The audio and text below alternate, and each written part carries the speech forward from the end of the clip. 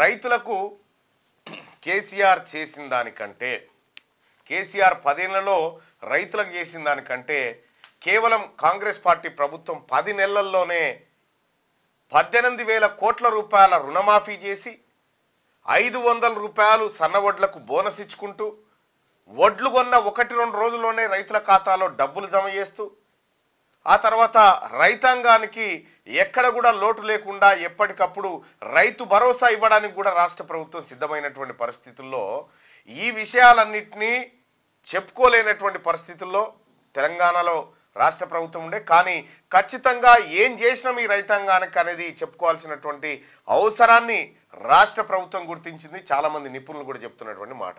గతంలో కేసీఆర్ పావుల పనికి పెడితే బారన్న ప్రచారం చేసుకునేది, పావుల కూడా పెట్టకపోయేది. ఓసారి ఒట్టిఏ జీవోలు అంతే, ఒట్టిఏ జీవోలకు పాలాభిషేకాలు చేయించారు.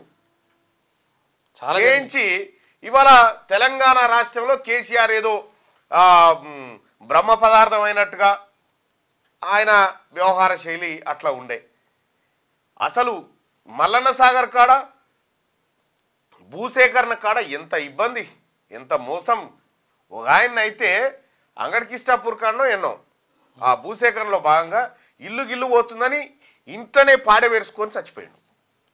ఇంట్లోనే డీసీఎంలు పెట్టి అర్ధరాత్రి పూట అపరాత్రి పూట తరలించి జనాన్ని హింస పెట్టి కేసుల పాలు చేసి అనేక రకాలైనటువంటి హింసలకు గురి చేసినటువంటి కె చంద్రశేఖరరావు కుటుంబం ఇవాళ ప్రజల మీద ప్రేమ ఒలకబోసుకుంటూ మాట్లాడుతూ ఉంటే దయ్యాలు వేదాలు వాళ్ళు ఇచ్చినట్టుగా ఉంది.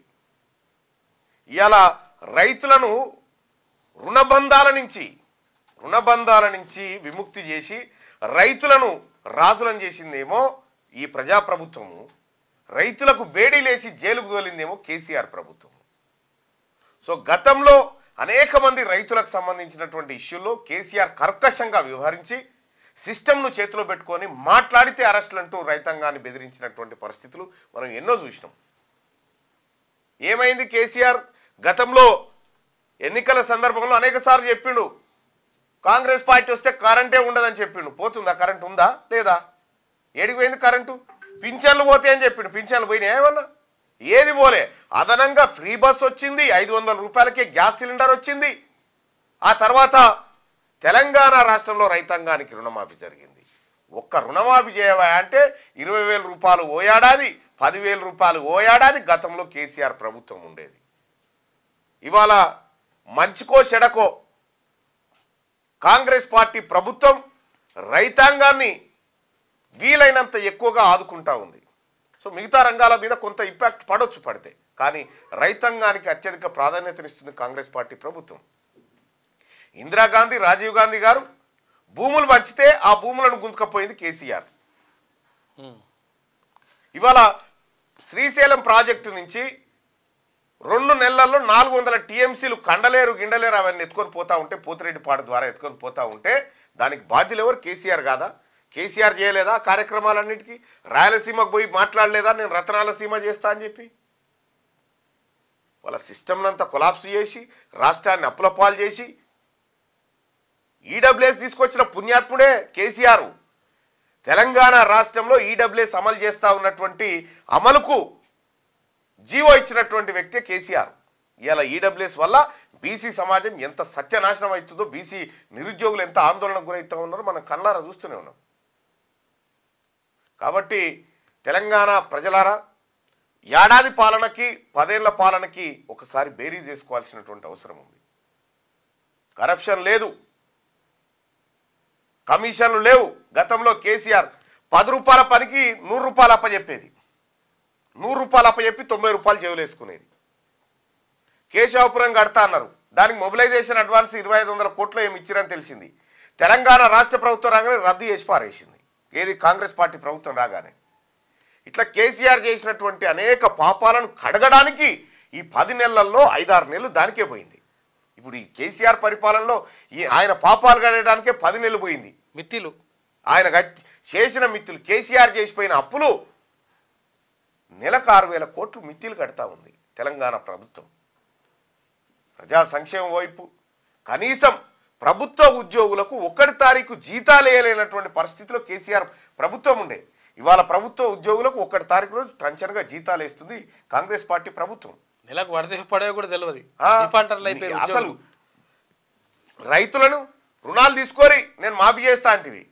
నువ్వు రుణాలు తీసుకున్న తర్వాత రైతు రుణమాఫీ చేయకపోతే వాళ్ళ పాన్ కార్డులన్నీ వాల్యూ లేకుండా అందరూ ఎగవేతదారుల కింద బ్యాంకులు వాళ్ళని చూసాయి. నువ్వేం రైతులను ఎగవేతదారులను చేస్తే మేము రాజులను చేసినటువంటి కాంగ్రెస్ పార్టీ ప్రభుత్వం ఇక్కడ ఉందో వైపు. కాబట్టి బీఆర్ఎస్ పార్టీ ఈ డ్రామాలు బంద్ చేయాలి. ఇక లగచర్ల కాడ ప్రజా ఆందోళనను కాంగ్రెస్ పార్టీ గౌరవిస్తుంది. నువ్వేం చేసినావు కేసీఆర్ గారు?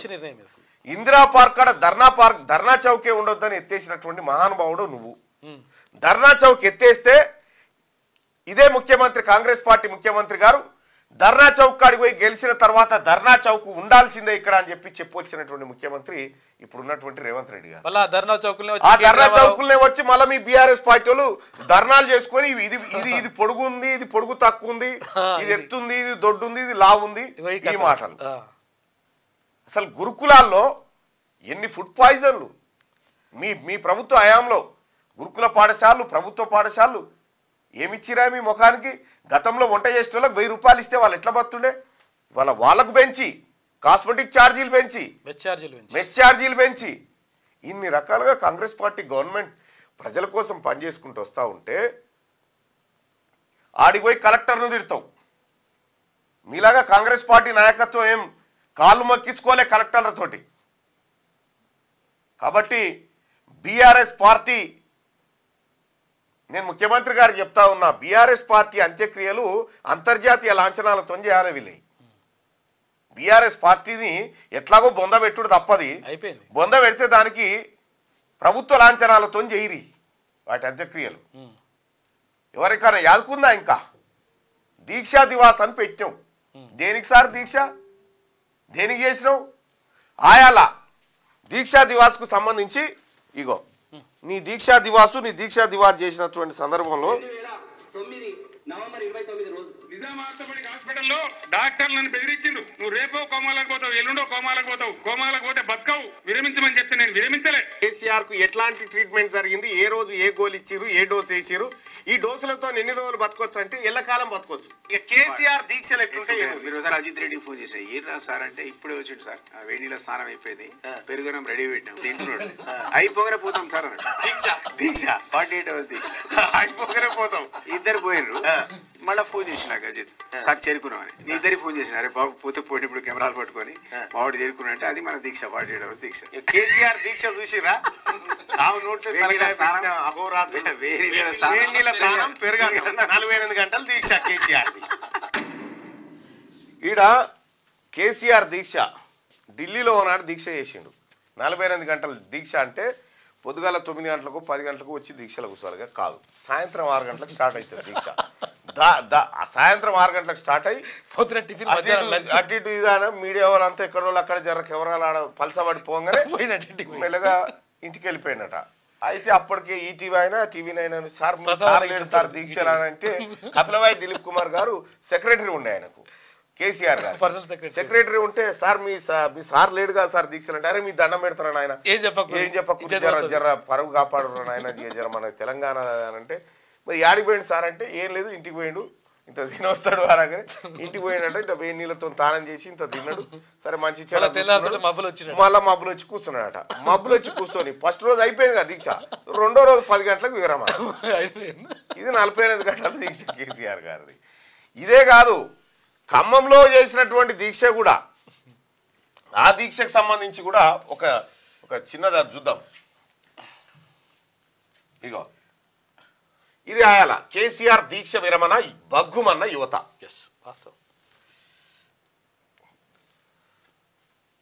కేసీఆర్ దీక్ష విరమణ బగ్గుమన్న యువత, తెలంగాణ ద్రోహి చేతగానితనానికి నిదర్శనం, దుమ్మెత్తిపోసిన విద్యార్థి లోకం, కేసీఆర్ కు వ్యతిరేకంగా నినాదాలు, తెరాస శ్రేణుల్లో నిరుత్సాహం. ఇగో ఇది కేసీఆర్ దీక్ష. ఇక్కడ శివయాత్ర చేసింది. ఇక్కడ ఇగో నిజామాబాద్ లో తెలంగాణ విశ్వవిద్యాలయంలో కేసీఆర్ శివయాత్ర. ఇక్కడ ఉస్మానియా యూనివర్సిటీలో మేమంతా ఓయూలో కేసీఆర్ శివయాత్ర, బీఆర్ఎస్ వాటి జెండాను కిందేసి తొక్కిరు. ఊహించిందే అని చెప్పి మాకు సంబంధం లేదని పిడమర్తి రవి ఉసిగొల్పిర్రు వెనక్కి గుంజిర్రు అని చెప్పి ఇంకొకటి ఇక్కడ మనం ఒకటి చూడాలి. కేసీఆర్ పై మండిపడుతున్న విద్యార్థులు తెలంగాణ రాష్ట్ర సమితి అధ్యక్షుడు దీక్షకు సంబంధించి తెలంగాణ భవన్కు భారీ బందోబస్తు ఏర్పాటు చేశారు. ఎందుకంటే జనమే పోయి కొట్టి తట్టురని. ఇక ఈయన కేసీఆర్ గారు ఖమ్మంలో నిరాహార దీక్ష సంగతి ఒకసారి చూద్దాం. ఆ రోజు వచ్చిన వార్త, డాక్టర్ పాపాలాల్ కేసీఆర్ కు పండ్ల రసం ఇవ్వగా తాగారు. అనంతరం ఏమన్నాడు? నిమ్స్లో కుతికే పట్టిరని. అనంతరం మీడియాలో ప్రజలను ఉద్దేశించి మాట్లాడేందుకు పోలీస్ శాఖకు చెందిన వీడియోగ్రాఫర్ను పిలిపించి సందేశం ఇచ్చి విశ్రాంతి తీసుకున్నారు. ఈలోగా ఆయన కుమారుడు తారక రామారావు, అల్లుడు హరీష్ రావు, అనిల్ కుమార్, ప్రొఫెసర్ జయశంకర్ రావడంతో వారితో కొంతసేపు మాట్లాడారు. ఈ విధంగా కేసీఆర్ 24 గంటల జైలు జీవితం గడిచింది. ఇది ఇలా ఉండగా కేసీఆర్తో పాటు అరెస్ట్ అయిన మాజీ మంత్రి విజయరామారావు, కెప్టెన్ లక్ష్మీకాంతరావు, నాయన్ నరసింహారెడ్డితో పాటు ఖమ్మం జిల్లాకు చెందిన 7 నాయకులు మాత్రం ఆదివారం భోజనం చేశారు. వీరిలో చాలా మంది షుగర్ వ్యాధిగ్రస్తులు ఉండడంతో వీరి కోసం ప్రత్యేకంగా పుల్కాలు, గోధుమ రొట్టెలు, చికెన్ కూర తీసుకొచ్చారు. సోమవారం మధ్యాహ్నం కూడా జైల్లో భోజనం చేశారు. ఇది ఆయాలటి పత్రికలో ఉన్న క్లిప్పింగ్. ఇది అప్పటిదే ఇది తీన్మార్ మల్లన్న కవిత్వం కాదు, సుదర్శన్ గారిది అంతకంటే కాదు, కాంగ్రెస్ పార్టీది అంతకంటే కాదు. ఇది కొన్ని వామ్ వాటర్ తీసుకురా, వేడి వాటర్. అంతా దగ్గు జలుబు అందరికి అట్లే ఉంది కొంచెం. ఈ రకంగా కేసీఆర్ గారి దీక్ష. ఇక ఈడ అయిపోగానే శివయాత్ర చేయంగానే స్ట్రిప్సిలా వామ్ వాటర్ తీసుకురా. అయితే ఇక్కడ దీక్ష అయిపోయింది. ఢిల్లీలో ఇంతకంటే ముందు చేసింది ముందుది, అది ఇది రెండోది. ఈ రెండోది అయిపోగానే ఏం చేసిండు దీక్ష? మొత్తం బగ్గుమని ఎక్కడికక్కడ కేసీఆర్ బొమ్మలు దలగబెట్టే వరకాల. నేనెందుకు విరమించినా? తాగిండు, అయిపోయింది. కేసీఆర్ డాక్టర్ పాపారాన్ కేసీఆర్ పండ్ల రసం ఇవ్వగా తాగారు. మళ్ళా ఏం చేసిండు? అందరూ అన్నారు. తాగిండు. తాగిన తర్వాత ఈ బొమ్మలన్నీ దలగబడతా ఉంటే ఉద్యమం విద్యార్థుల చేతుల్లోకి పోతా ఉంది, మళ్ళా మన నుంచి తప్పిపోతా ఉందని మళ్ళా దుకాణం తెరిచిండు. నేను దీక్ష కొనసాగిస్తున్నా అంటాడు. దీక్ష కొనసాగిస్తున్నానగానే మెల్లగా అట్టిటి చేసి తనలాడి ఖమ్మంకి వెళ్ళి నిమ్స్కు పట్టుకొచ్చారు. నిమ్స్కు పట్టుకొచ్చిన తర్వాత వికారాబాద్ చంద్రశేఖర్ గారు, ఎవరు డాక్టర్ చంద్రశేఖర్ గారు, ఆయన అడిగితే చెప్తారు నిమ్స్కి వచ్చిన తర్వాత ఏమైంది అనేది. ఎందుకంటే పక్క పొంటేవుడుగా ఆయన, పక్క పొంటేవుడు. నిమ్స్లో దీక్ష. కవిత గారు 3 సార్లు కేసీఆర్ను పరామర్శించడానికి వచ్చేదట. రోజుకు సాటుకు కొంగు సాటుకు ఇడ్లీలు. ఇవి వాళ్ళు చెప్పినే, ఇవి నాయి కాదు, వాళ్ళు చెప్పినే. సంపూర్ణ ఆరోగ్యవంతుడు. మళ్ళీ అందరు ముంగడ కాబట్టి బాత్రూమ్ దిక్కుపోయి తట్టుకున్న 2 ఇడ్లీలు మింగి మళ్ళీ వచ్చి షేవింగ్ కూడా చేసుకుంటున్నాడు. రోజు షేవింగ్ చేసుకుంటే మొత్తం ఆగమవుతుంది. మళ్ళా అట్లా కనిపించమంటే అనగానే ఆయనతో చిదంబరం గారి ప్రకటన వచ్చింది. ఇక సెలైన్లు గిలైన్లు అంతా మామూలుగానే జరిగింది, ఇబ్బంది ఏమి లేకుండా. అట్లా ఒక 6 ఏళ్ళు బతకొచ్చు. ఏది ఈ సెలైన్ల మీద, ఈ సెలైన్లు బతకొచ్చు అని చెప్పేసి అప్పుడు లగడపారి రాజగోపాల్ ఏం చేసిండు? రాజగోపాల్ కూడా కూర్చున్నాడు. ఇట్లా బతకొచ్చు, అది సెలైన్ పెట్టుకొని ఆయన కూడా కూర్చున్నాడు. ఈమెనే కాదు, గీడ మయన్మార్ ఉద్యమకారు నిరాహార దీక్ష. అవును, ఆమె సెలైన్ల మీద జరిగింది. 28 సంవత్సరాలు, 28 ఏళ్ళు. అయితే ఆ ఉద్యమాలతో కేసీఆర్ గారి ఉద్యమాన్ని పోల్చలేం, ఆయన నిరాహార దీక్షను పోల్చలేం. కానీ తెలంగాణ ఉద్యమం పవిత్రమైంది. ఆంగ్ సాన్ సూకీ తెలంగాణ ఉద్యమం పవిత్రమైంది. దాంట్లో కేసీఆర్ పాత్ర గురించి మాత్రమే మాట్లాడుకుంటున్నాం మనం. ఇక్కడ చిదంబరం గారి ప్రకటన వచ్చిన తర్వాత కేసీఆర్ గారు మళ్ళా నిమ్మరసం అందుకుని మళ్ళీ తాగిండి, అయిపోయింది. ఇక మెల్లగా నిమ్స్కెళ్ళి బయటికి తీసుకొస్తా ఉన్నాం. మీరు ఆ వీడియో చూడరు బాగా.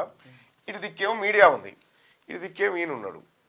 అయితే ఇది మాట్లాడుకుంటే సడన్గా ఇట్లా తిప్పిన మీడియా ఉంది.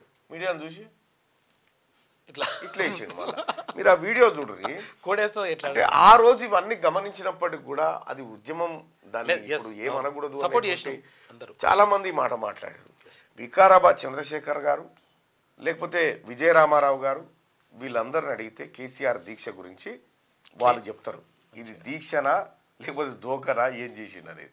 సరే లండుకో బొండుకో ఏదో పని చేసుకొచ్చిండా ఆ విషయంలో అందరు. ఇక తర్వాత సీమాంధ్ర ఎంపీలు రాజీనామా తర్వాత మళ్ళీ ప్రకటన వెనక్కిపోయిన తర్వాత ఎక్కడ కూడా సోనియా గాంధీ గారు నిజామాబాద్లో ఏ మాట అయితే ఇచ్చిందో కరీంనగర్లో పబ్లిక్ మీటింగ్లో హమ్ తెలంగాణ రాష్ట్ర బనాయంగే అని చెప్పి ఏ మాట అయితే చెప్పిందో ఆ మాట ప్రకారం ఆ తల్లి సోనియా గాంధీ తనకు ఆరోగ్యం బాగలేకపోయినా లోక్సభలో పెప్పర్ స్ప్రేల అలజడి జరిగినా పొన్నం ప్రభాకర్ లాంటి వాళ్ళు, వివేక్ లాంటి వాళ్ళు, అంజన్ కుమార్ యాదవ్ లాంటి వాళ్ళు, ఆ తర్వాత రాజగోపాల్ రెడ్డి, గుత్తా సుఖేందర్ రెడ్డి గారు, ఆ తర్వాత రాజయ్య గారు, సురేష్ షెట్కార్ గారు, ఎవరు వి హనుమంతరావు గారు, విజయశాంతి గారు, ఇట్లా వీళ్ళందరూ కూడా సుశీల్ కుమార్ షిండే గారికి రక్షణ కవచం లెక్క నిలబడి తెలంగాణ బిల్లు పాస్ చేయించి సావు నోట్లో తలకాయ పెట్టొచ్చింది. అగో ఆ బిడ్డలు పార్లమెంట్లో కొట్లాడు. ఆయన ఓలే ఆ రోజు ఈయన లేడు, మళ్ళీ పార్లమెంట్ బిల్లు పెట్టినాడు. ఈయన ఎంపీ, ఈయన లేడు. ఈయనకి ఎరికే ముందే పెప్పర్ స్ప్రే కొడతారని, అందుకే జాగున్నాడు ఈయన. ఈ రకంగా సాధించింది, అధిష్టానాన్ని నొప్పించింది. ఆ రోజు కాంగ్రెస్ పార్టీలో ఉండి కాంగ్రెస్ పార్టీ అధిష్టానం ఎంత మొత్తుకున్నా వినకుండా తెలంగాణ కావాలని ఆ ఎంపీలు ఎట్లయితే కొట్లాడిరో, ఇవాళ మేము కూడా ఈ తెలంగాణ రాష్ట్రంలో బీసీలకు హక్కులు కావాలి, బీసీలకు రిజర్వేషన్లు కావాలని కొట్లాడుతూ ఉన్నాం. ఇది కాంగ్రెస్ పార్టీలో ఉన్న ప్రజాస్వామ్యం. మీ పార్టీలో ఇది చూపించగలుగుతారా? మీ పార్టీలో ఈ సభెత్తన్న ఈ పని ఉంటుందా? అందుకోసమే కేసీఆర్ గారు ఇప్పటికైనా మించింది లేదు. నువ్వు గతంలో చెప్పినావు తెలంగాణ రాష్ట్రాన్ని ఇస్తే బీఆర్ఎస్ పార్టీని కాంగ్రెస్లో విలీనం చేస్తాను. నెరవేర్చుకో ఇప్పుడన్నా చివరి దశ కన్నా, పార్టీ ఖతమైపోయే టైం కన్నా ఆ పని చేసి బీఆర్ఎస్ పార్టీని విలీనం చేస్తున్న తల్లి అని ఆ సోనియా గాంధీ కాళ్ళ దగ్గర పెట్టి రా, అప్పుడు రుణం తీరుతుంది. దీక్ష దివాజ్ చేస్తున్నావు. క్యూ న్యూస్ ఛానల్లో పనిచేయటకు అనుభవం గల సీనియర్ వీడియో ఎడిటర్స్ కావాలను సంప్రదించవలసిన నెంబర్ 8688926084. qnewsads@gmail.com ను సంప్రదించండి. లైక్ చేయండి.